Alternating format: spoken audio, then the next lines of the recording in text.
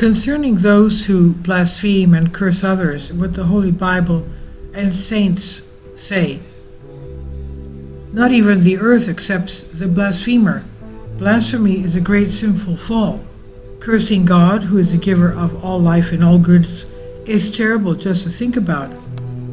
The late preacher Dimitris Panagopoulos said, "For all sins God took a stand and set the corresponding penance, but he does not mention the one who does blaspheming anywhere, and he did it on purpose to show us that he never expected his creature to reach a point of blaspheming God. And when you ask the other person why he blasphemes, he tells you that he feels a relief, whereas before he blasphemed, he felt a burden and oppression. All this shows that the devil is hiding behind him, who makes him feel a burden and a pressure so that he blasphemes, and when he blasphemes, he gets up and leaves, leaving him alone because he has achieved his goal. And those who send the other person to the devil do not blaspheme the devil, but they wish for the devil. They are agents of Satan, and in essence they wish for the kingdom of Satan to increase by one member and the kingdom of God to decrease by one member. And here Christ shed his blood to free us from Satan, and the other person sends his fellow man to the devil and then claims that he did not blaspheme God. Great error. Why don't they say goodbye? If you blaspheme God and your spiritual father gives you a 2-year penance to abstain from communion, then for sending someone to the devil, he must give you a 40-year penance. And this is because it's the worst form of blasphemy. When you send another to the devil, you blaspheme not only God, but also the Virgin Mary and all the saints. And there are also others who send another to the raven. Who is the raven? It's the devil, and therefore you again are blaspheming God. St. John Chrysostom says, "Just as he who throws a stone upwards will not be able to cross the body of heaven, nor reach its height, but on the contrary receives a blow on his head, since the stone returns onto him who threw it, so also he who blasphemes that blessed essence, God that is, and the saints will never be able to harm it in any way, since it's much higher and more sublime, so that he will not receive any harm, while he sharpens the sword against his own soul, showing ingratitude towards his benefactor." This is from the lecture, the homily of On the Consistent. And then St. Basil the Great, who is so strict, he says, "He who sins transgresses the law, while he who blasphemes disrespects the deity. And those who blaspheme in the city, rebuke them. If you hear someone blaspheming in the street or in the marketplace, rebuke him, and if it is necessary to strike him, don't hesitate. Do something to sanctify your hand with a blow, and if some accuse you, and if they lead you to court, follow them."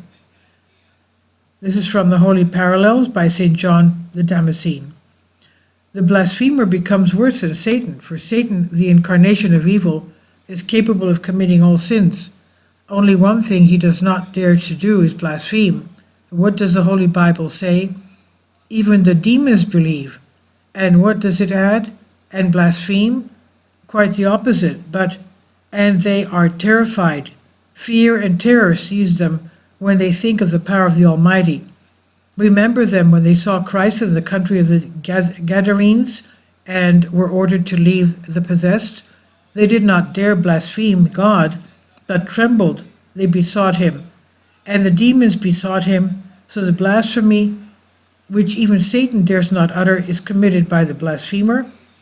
Well, then does blasphemy not overthrow him and make him worse than Satan? An example of the punishment for blasphemy is mentioned in the Blessed Father Charalambos Vasilopoulos in his book, The Secrets of Happiness. And this was a real event that happened during the Second World War in Greece.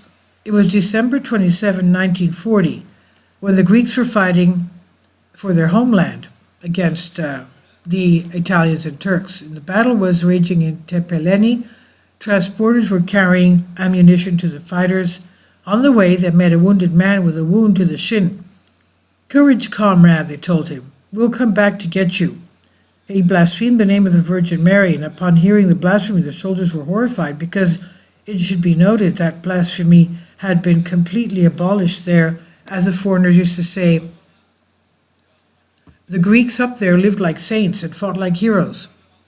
"For God's sake, comrade," they told him, "don't blaspheme. Say, 'Oh, Virgin Mary, help me, please.'"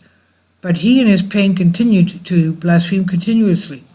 And when they later returned, they found him deceased. They were deeply grieved for his soul because they had departed in this manner.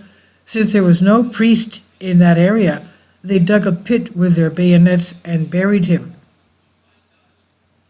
They made a sign of the cross and fled.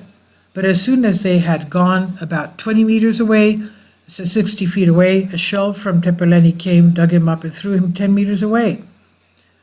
In other words, out of his grave. The men fell down to take cover, but no more came. They understood that it was sent from the blasphemer, for the blasphemer, and they threw him back into the pit, that the shell had opened and started to flee. But as soon as they had reached another 20 meters, 60 feet, a second shell came, and in the same way threw him out again and threw him 10 meters away. Then they understood that not even the earth would accept the blasphemer. They left him unburied and fled. Fear and terror seized not only them, but the entire army there. And this is from the Orthodox Gazette. Please leave your comments, and thank you for your support. Please support my Patreon account. The daily posts are 5 videos daily, and they are totally different from what I have on my YouTube channel. Thank you so much for your support and that you find all my content so interesting. You'll find the Patreon account details in the description box below.